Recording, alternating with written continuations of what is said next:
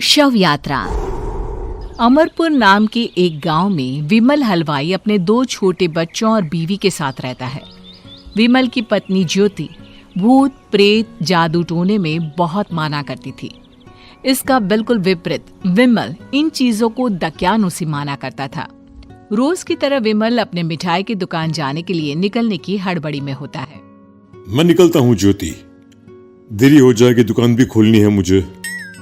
अजी ध्यान से, आज अमावस्या है। रास्ते में कोई कपड़ा या कुछ भी गिरा हो तो उसे लांग मत दीजिएगा, बगल से चले जाइएगा। अरे ऐसे तो तुम मुझे पागल ही कर दोगी क्या? हाँ, मैं नीचे देखकर चलूं कि सामने से कोई गाड़ी घोड़ा आकर मेरे ऊपर से चला जाए? दोनों हालत में तो मेरी ही मौत है। अरे क्यों सुबह सुबह इतनी अपसुगनी बातें कह रहे हो जी? मेरे गांव में तो ऐसा आंखों के सामने होता हुआ देखा है मैंने, इसीलिए कहती हूँ, वरना मुझे क्या, पड़ोसी को तो नहीं कहना चाहती मैं। पति हैं आप मेरे, इसलिए बोल रही हूँ। विमल अपनी मिठाई की दुकान चला जाता है। दुकान पर पहले से ही ग्राहकों की लंबी लाइन लगी हुई थी। ये लो, वहाँ ज्योति अमावस्या को लेकर परेशान है और आज तो हमेशा से ज्यादा ही लंबी लाइन लगी पड़ी है। अच्छी खासी बिक्री होगी आज। विमल दुकान खोलता है। एक के बाद एक ग्राहक उसकी दुकान पर मिठाई ले रहे होते हैं। तभी गांव की एक बूढ़ी औरत विमल से कहती है, जिस तेजी से बिक्री हो रही है, कहीं किसी की नजर ना लग जाए, नींबू मिर्ची टांग ले। अरे क्या चाची तुम भी, ये सब नजर बजर कुछ नहीं होता है। कैसे लोग हैं मेरे आसपास। अपनी दुकान से शाम को विमल हंसते कूदते वापस घर आता है। हाँ, आज तो अच्छी खासी बिक्री हुई है। एक महीने में जितनी बिक्री होती है, एक ही दिन में आज उतने पैसे कमा लिए मैंने। ये तो बहुत अच्छा हुआ जी, आज ही घर की नजर उतारी है मैंने। बिक्री तो अच्छी होनी ही थी। अच्छा, तुम खाना लगा दो, सारा माल बिक चुका है। मुझे शहर जाना होगा, कुछ चीजों की जरूरत पड़ेगी। रात भर मिठाई बनाऊंगा, तब जाकर कल सुबह दुकान खोल पाऊंगा। खाना खाकर विमल शहर जाने के लिए निकल पड़ता है। सुनिए जी, ध्यान से जाइएगा। चौरस्ते पर किसी जादू टोने की चीज पर पैर मत रख दीजिएगा। हे भगवान, हद हो गई ज्योति, ये तो मैं जा रहा हूं। विमल गुस्से से शहर जाने निकल पड़ता है। रात का काला घना अंधेरा, चांद की एक भी किरण ना होने के कारण अंधेरे में कुछ भी देख पाना मुश्किल था। जंगल के बीच के एक अधकच्चे रास्ते से विमल जा रहा होता है। चारों तरफ गुफ अंधेरा और सन्नाटा सुनाई दे रहा था, और सुनाई दे रही थी विमल के पैर के नीचे आ रहे सूखे पत्तों की आवाजें। तभी अचानक दूर से उसे कुछ आवाजें सुनाई देती है। अरे, ये इतनी रात को जंगल के रास्ते कौन जा रहा है? शायद कोई टोली होगी। राम नाम सत्य है, राम नाम सत्य है, राम नाम सत्य है, राम नाम सत्य है। धीरे धीरे आवाज कुछ कुछ सुनाई पड़ती है। आवाज धीरे धीरे और नजदीक आती सी लगती है। विमल देखता है कि उसके सामने से सजी धजी सफेद कपड़े में लिपटी एक अर्थी निकल रही है, जिसके साथ 5 लोग ही थे। 4 आदमियों ने उसे कंधा दिया हुआ था।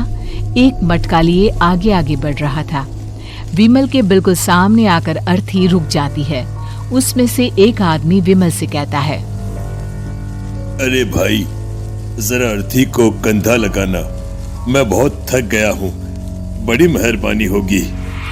हाँ भाई, कंधा तो मैं लगा दूं, पर रात को 12 बजे ये शव यात्रा, इस समय कौन अर्थी ले जाता है? तभी विमल को ऐसा लगता है कि शव में से आवाज आई, ये आवाज। मजबूरी है भाई, आप कंधा दीजिए, मैं रास्ते में सब बताता हूँ आपको। विमल अर्थी को कंधा दिए चल रहा होता है कि उसे ऐसा लगता है कि हाथ में मटका लिए जो आदमी शव के आगे चल रहा है उसके पैर उल्टे हैं। क्या हुआ भाई, हकला क्यों रहे हो? वो आपके साथी के पैर उल्टे। विमल अपनी बात पूरी भी नहीं कर पाता कि वो देखता है कि उस आदमी के पैर तो सीधे ही हैं। अरे नहीं, कुछ नहीं, मुझे शायद वहम हुआ होगा। धीरे धीरे सब आगे बढ़ रहे होते हैं। तब विमल को अचानक लगता है मटके में से एक हाथ बाहर आ रहा है। विमल घबरा जाता है। इसके पहले वो कुछ बोल पाता, कल्लू कहता है, मेरा नाम कल्लू है। हम 6 दोस्त थे, जिसमें से एक को तो तुम सोया हुआ देख रहे हो। इतनी पक्की दोस्ती थी कि जैसे हम सब सगे भाई हैं। पर किस्मत का कोई क्या कर सकता है। आज से 4 साल पहले एक नदी में हम सब नहाने गए थे, जिसमें डूबकर राजेश की मौत हो गई। किसी मजबूरी के कारण हमें उसकी अर्थी को रात को ही शमशान घाट ले जाना पड़ा। हम 5 उसे ले जा रहे थे।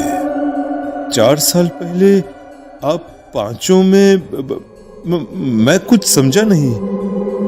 मंकू अपनी गर्दन पीछे घुमाकर अपनी आंखें बड़ी बड़ी कर विमल से कहता है, अरे भाई, पूरी कहानी खत्म होने दो, फिर बीच में बोल लेना, ठीक है?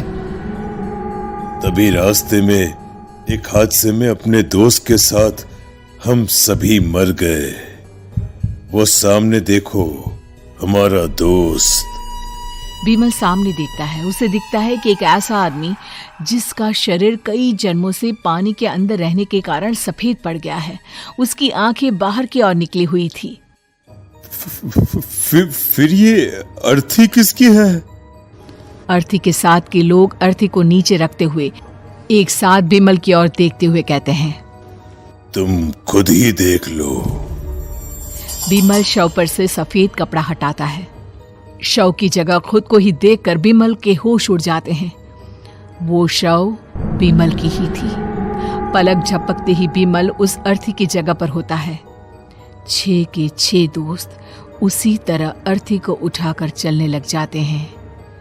राम नाम सत्य है। राम नाम सत्य है। राम नाम सत्य है।